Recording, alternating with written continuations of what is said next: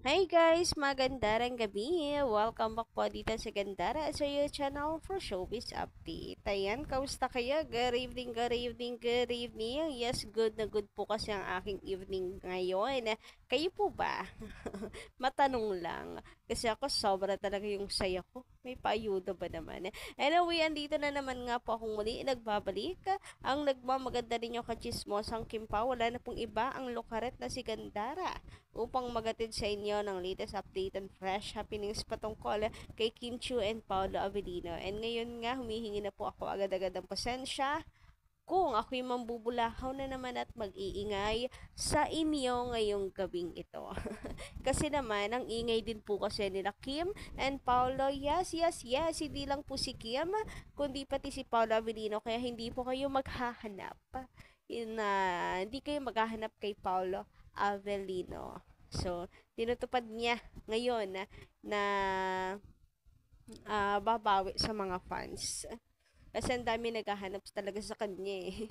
Anyway, bago po tayo mag-start, guys, sa mga hindi pa nakaka-subscribe sa ating channel, pakiclick lang po tayo na ating subscribe button at notification bell at pakitadyakan na rin po niyan. Tadyak talaga ang notification bell para mag-updated po kayo at ma-notify tuwing may bago tayong chika at balita hinggil sa Kimpaw. Basta po mga balita na may kinalaman kina Kim Chu and Paula Avellino, sagutin natin yan. Ang simulan nga natin ang ating update dito sa sabi ng isa po nating taga-subaybay. Comment ni Madam Merlita Aurea Rodriguez. Ayan, for the Zoom na naman nga tayo dahil di ko mapabasa yan. Ang haba naman kasi. So, sabi niya, Gandara, alam ko pagagalitan mo ako. Ay, apaka-OA naman sa papagalitan. Hindi naman si ganon. Kasi hindi ko lang matiis na hindi ilalabas itong gusto kong sabihin. Huy, grabe, apaka-OA talaga doon sa pagagalitan. Ang tingin niyo sa akin, charot.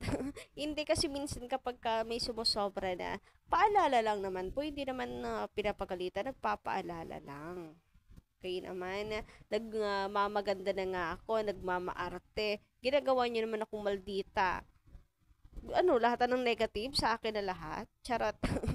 Pero okay lang yan, yung magmukha akong masama kumpara naman po sa kapakanan ng lahat. Uy, kapakanan ng lahat, apaka-OA. Pero yes, kinakailangan kasi ng may taga-balanse din. Taga-preno, taga-balanse. Yan, para hindi naman tayo magpaka-OA-OA naman talaga at mapunta na sa pagiging toxic people. Papabilang sa mga toxic fandoms, hoy, wag naman. Yan yung pinaka-iniiwasan natin lahat. Sa halip na happy shipping, ay hindi unhealthy fangirling yung nangyayari. Anyway, ang dami ko sinasabi. So, ito na nga.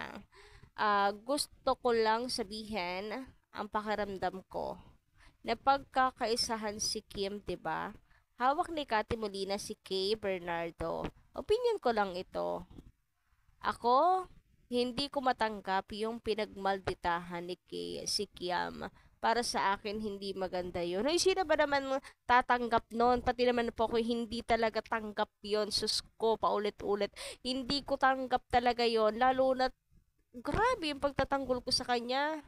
Diyan sa letrang K na yan, grabe yung pagtatanggol ko. Tapos ganun lang yung igagante. Ay, grabe yung mata niya talaga, yung nguso niya. Alam niyo, nagmamaldit ang nguso. Tapos yung tingin. Hay, nako. Ngayon pa lang, yung nguso ko rin. Gaganyan din. Sa score. Pero alam nyo, chismosa yung dating. Yung atake. Pero alam nyo nga, hindi, pero biro. Kung kayo po ay active sa TikTok, alam niyo yung bansag sa kanya doon, ano Queen of Cat Ties. Kasi ang dami niyang mga friends na talagang ina-unfollow, cat ties at all ganyan. Wala lang, share ko lang. Samantala sa pagpapatuloy ng komento ni Madam Merlita, ayan nga, hindi maganda yung ginawa ng isang yon. Panghihiya kay Kim yon. Tapos ngayon, isasama nila dyan kay Kim. Bakit? Ano na namang magic yan? Masyado lang bang mabait si Kim para maging sunod-sunuran sa gusto nila? Kung sa bagay, wala kaming karapatan sa napapansin lang namin. Di ba nga? May nabasa kami na sa isang project na tahimik. At tungkol siguro to sa ano po, yung nakita daw double date Kim Pao at Kat din. Ayan. Parang ayaw rin nila na parang nasaktan si ano dito. After that pangiirap magkasama. Ayun no, nasosobrahan sa pagiging mabait si Kim Chu. Parang ganun yung talak ni Madam Merlita. Dugsong pa nga po niya dito, may nabasa kami na sa isang project na tahimik na nilalagay si Kim sa isang tabi na parang nababawasan ang kanyang role at yun nga na ang ABS-CBN ay may paborito at ikaw Kat, wag na wag mong mauulit yung ginawa mo kay Kim ha. Kim Pao kalaban mo. Ay, may pagbabanta madam. Charot. Dami pa dito. Kaya din naming umirap. Ay, relax lang. Irap lang naman yung pambabanta. Sige, irapan mo. Milyon din taong iirap sa'yo. Parang ganoon. So, ayan na nga. Kaya din naming umirap na pinaiikot ang mata. Wala ka kay Kim na ubod ng bait pero marunong ding magalit yan. Mahal namin ang Chinita Princess namin. Nakasuporta kami kay Kim sa lahat ng ginagawa niya. Dito lang ang Kim Pao. Kim, kung naaapi ka man, ngayon andyan si Lord. Kasama mo lagi sa hamon ng buhay mo. Hindi kanya pababayaan. Yes, never po siyang pababayaan ni Lord talaga po dahil napakabuti po ni Kim Chu. About dun sa parang inilagay lang sa isang tabi si Kim. Project po ba siya or isang show? Kasi sa isang show may ganyang naging issue na naman eh. Pero ayoko na ungkatin. Ayoko ungkatin pero binanggit. Ayun na pinaalala ko si Madam Merlita eh.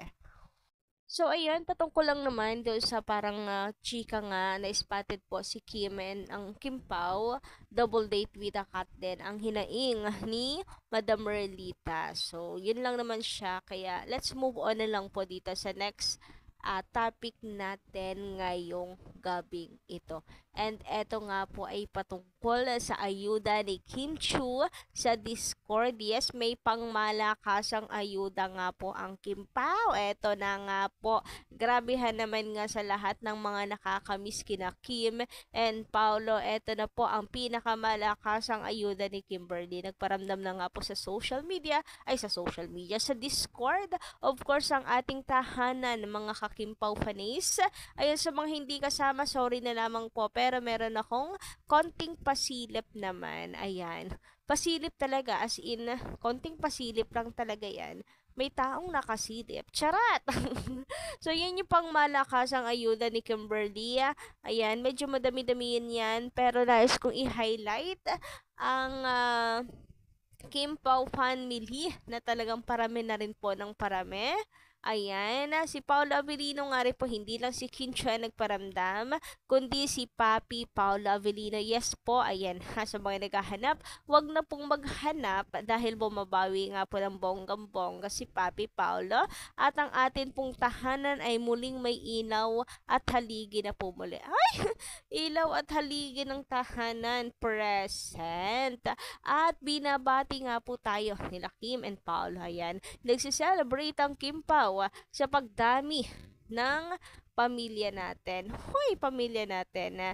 Yes, dahil ang Discord po or ang KP family ay mayroon na pong 25,000 members. So, yan. Salang-sala po talaga yan kaya 25K. Pero, madami na yan, diba? So, congratulations. Hindi. Cheers, guys, sa parami-rami nating pamilya. Yan. Take note po, ha? Baka may mga bago lang dito, maliitin ang Kim Pao family. Hindi lang po 25,000 ang bilang ng ng fandom nila Kim and Paolo.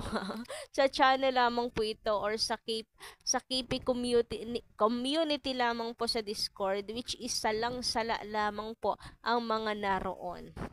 Alam niyo yon, salang-sala na mga Kim Pao fans. Diyan po nagbibigay ng ayuda sila Kim and Paolo. And eto na nga, yes, ang sinasabi kong pagpaparamdam nila nila Kimberly and ni Michael Paulo. Eto na't may pagbati at happy si Papi. Kita nyo naman, mas marami pa po siyang emoji kaysa po kay Kim Chu. Grabe yung saya ni Paulo. Napakaikli lang nung kanyang happy 25K KP fam lang, pero talaga naman pong solido. Solido sa emoji, halata at ramdam na ramdam mo talaga yung saya dito ni Paulo. Si Kim naman, lang, tamang thankful lang, ganon. Si Paula Avellino, imagine mo, uy, may patarotot na, may paklap-klap pa, ayan, may pa confetti pa, yan, tumatalon pa siguro si Paolo sa saya. Charat! Si Kim naman halata, lang, yung feeling blessed. Lang, thankful lang. Yun o, yuhu! Wow naman, 25K na tayo dito sa Discord. So, ayan, happy 25K. KP fam. Ayan, sino yung mga kasama ko dito? Naku, mukhang masisipa pa tayo ng sabay-sabay dahil sa ating pasilip. Charot! Mas maraming pasaway, pero ako, konting pasilip lang talaga ibinibigay ko para naman makarelate yung iba nating kakimpaw na hindi po nakapasok sa Discord. Anyway, hanggang dito lang muna aking update. Thank you so much sa pakikinig. Kita-kits na lang po tayo sa susunod kong chika. Maraming salamat.